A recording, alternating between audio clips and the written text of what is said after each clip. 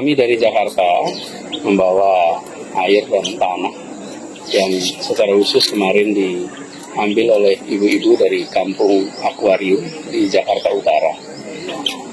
Membawa harapan bahwa kota baru yang akan dibangun ini, yang nantinya akan menjadi ibu kota, bisa mengedepankan dan memprioritaskan manfaat bagi rakyat kebanyakan.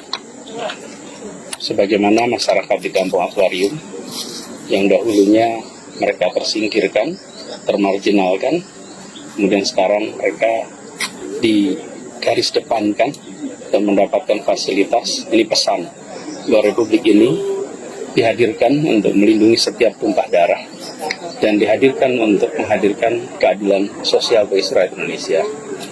Harapan itulah yang dititipkan lewat tanah ini. Semoga di kota yang dibangun ini, yang nanti menjadi ibu kota, akan bisa menghadirkan pesan utama dan pertama atas pendirian Republik ini, yaitu menghadirkan keadilan sosial bagi seluruh rakyat Indonesia. Baik. Mungkin untuk pemindahan dari ibu kota dari Jakarta ke Nusantara sendiri, untuk Bapak itu Jadi gini, bagi kami di Jakarta ini harus dipandang sebagai peluang untuk semakin mempercepat pembangunan di Jakarta sebagai salah satu kota global dunia yang setara dengan kota-kota global lainnya. Jakarta adalah megapolitan terbesar di belahan selatan bumi, dan ini harus dijadikan sebagai kesempatan mempercepat. Unsur-unsur utama kota global adalah mobilitas penduduk berbasiskan kendaraan umum dan ramah lingkungan. Dan kedua, fasilitas kesehatan, fasilitas pendidikan berstandar internasional. Kemudian memiliki daya tarik bagi global talent, sehingga produktivitas yang terjadi di kota ini bisa dirasakan manfaatnya baik di Indonesia maupun di dataran global. Kami di Jakarta menyambut ini sebagai sebuah kesempatan untuk kita mempercepat untuk Jakarta menjadi salah satu pusat kota global dunia. Dan kota global itu bukan saja aspek ekonominya, tapi juga aspek budaya, aspek sosial, aspek pendidikan, yang itu semua harus dikembangkan. Ya, ada pepatah menyatakan bila sebuah usaha dikerjakan dengan tulus, maka setengah laba telah diperoleh. Dan hari ini kita lihat bahwa mimpi besar bangsa dan negara ini untuk mempunyai ibu kota baru di luar Jakarta itu bukan hari ini. Sudah dimulai dari pendiri bangsa ini, founder-fathers kita, Bapak Presiden Insinyur Soekarno, yang dari awal ingin memindahkan ibu kota negara di Palangkaraya di Kalimantan, Pulau Borneo ini. Tetapi itu tidak bisa terlaksana. Dan hari ini kita bersyukur bahwa di bawah pemerintahan Bapak Joko Widodo ini dapat terlaksana. Dan kita lihat bahwa hadirnya seluruh gubernur untuk membawa tanah dan air sebagai wujud bahwa persatuan dan kesatuan negara Republik Indonesia untuk mempunyai semangat untuk berpindahnya ibu kota negara menuju Kalimantan dapat dilaksanakan dengan baik karena berbagai dukungan, baik sebagai dukungan politik, sosial, budaya, semua terdukung dengan baik. Karena itu, apa yang dilakukan hari ini menjadi sejarah baru bagi bangsa Indonesia untuk mampu mempunyai keberanian dalam melangkah yang tidak ragu lagi untuk mempunyai ibu kota negara yang baru. Dan juga bahwa bagi Nusa Tenggara Timur ini sesuatu yang sangat baik karena kami lihat bahwa pemerataan ekonomi itu dapat dilakukan sehingga ibu kota baru yang akan ada ini memberikan pertumbuhan baru bagi kawasan baik di Kalimantan, Sulawesi, Nusa Tenggara Barat, Nusa Tenggara Timur, bahkan Papua.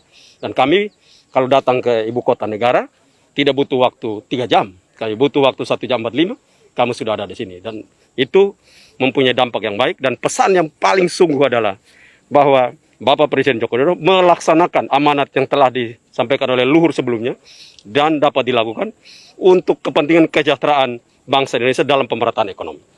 Ya, saya sebagai Gubernur Kaltim sangat terharu dan sangat sekalian bangga.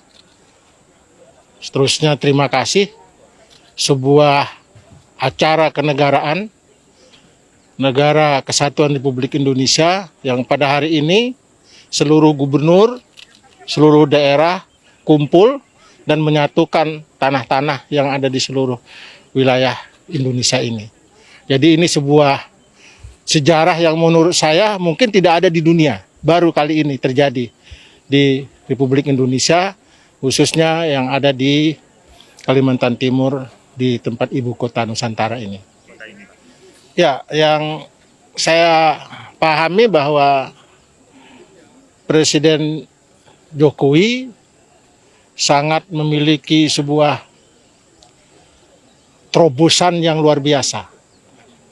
Sebuah terobosan di mana beliau mewujudkan 3 cita-cita pemimpin bangsa ini. 2 sudah meninggal, 1 belum meninggal. 2 itu meninggal adalah Bapak Presiden Soekarno, mau memindahkan ibu kota tahun 57 ke Kalimantan Tengah, Palangkaraya. Kemudian Pak Presiden Soeharto juga ingin memindahkan tapi di Jonggol. Tidak jadi. Kemudian juga Bapak Presiden SBY juga akan memindahkan itu ke Jonggol Selatan. Artinya beliau memiliki sebuah, nggak tahu saya namanya, saya tidak bisa gambarkan, tapi saya kira ini adalah sebuah wujud ya, pemimpin bangsa kita yang luar biasa. Tadi Pak mungkin belum terjawab harapan dari masyarakat Kaltim sendiri Pak. Kalau masyarakat Kaltim itu keberadaan di sini aja sudah merupakan suatu kebanggaan dan kebahagiaan. Jadi yang lain-lainnya itu kita sudah tidak memikirkan lagi.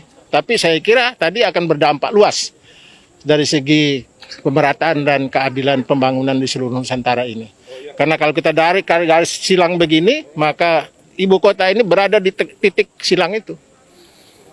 Jadi dampak semuanya, apakah itu ekonomi, pembangunan, dan segala kesejahteraan masyarakat akan mengikutinya secara otomatis. Ya.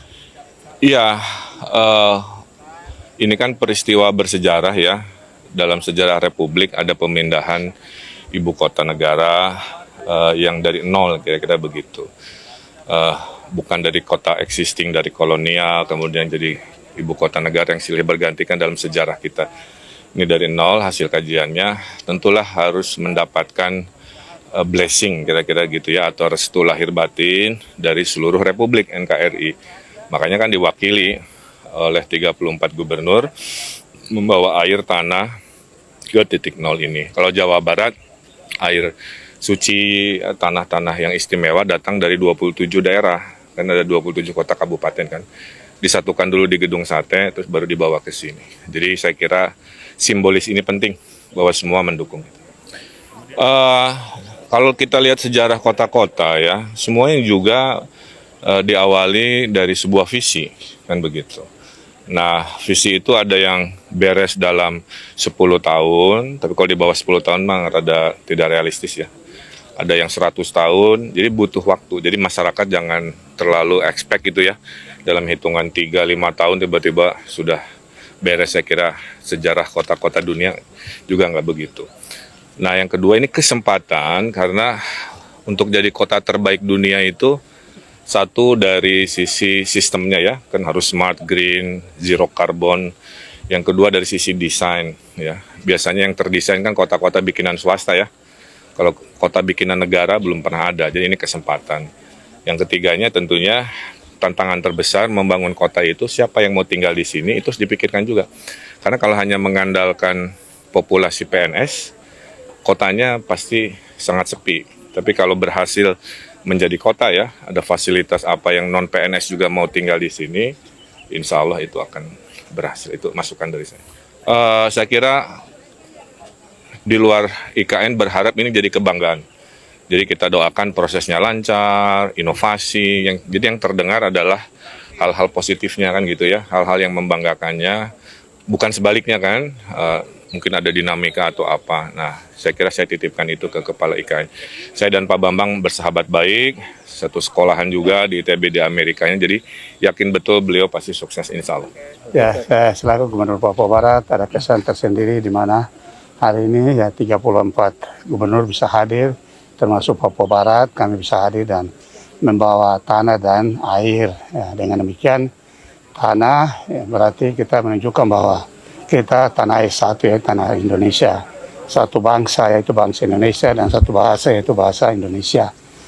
Dan dengan demikian kehadiran gubernur ya, sekaligus mewakili pemerintah tapi juga mewakili masyarakat Papua Barat, kami mendukung ya pembangunan IKN di Kalimantan Timur ini dengan terutama kita mendukung dengan doa sehingga semua pihak yang terlibat dalam proses pembangunan ini bisa selesai, bisa tepat dan bisa diresmikan dan bisa digunakan sehingga ini juga mempermudah kami dari timur gitu.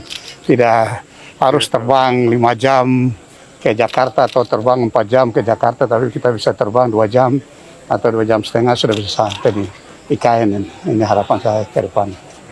Ya. Kemudian mungkin ada harapan tersendiri dari masyarakat Papua Barat yang Bapak bawa ke sini, Pak.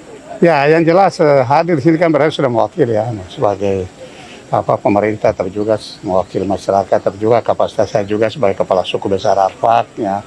Nah, hadir di sini ya mewakili pemerintah, mewakili masyarakat juga untuk tadi menunjukkan bahwa kita mendukung ya. Dan kehadiran ini kan sudah menunjukkan kita mendukung pembangunan IKN di Kalimantan Timur ini dengan harapan tadi bisa cepat selesai dan ke depan ya tadi semua urusan penyelenggaraan pemerintahan, pelaksanaan pembangunan pembinaan kepada masyarakat ya dalam berhubungan dengan kepala negara ataupun kepala pemerintahan ataupun kita berhubungan dengan menteri terkait ini kan tidak terlalu jauh lagi ya, dan ini dari sisi kos juga sudah lebih murah lagi kita. Baik, terima kasih Pak Gubernur. Ya.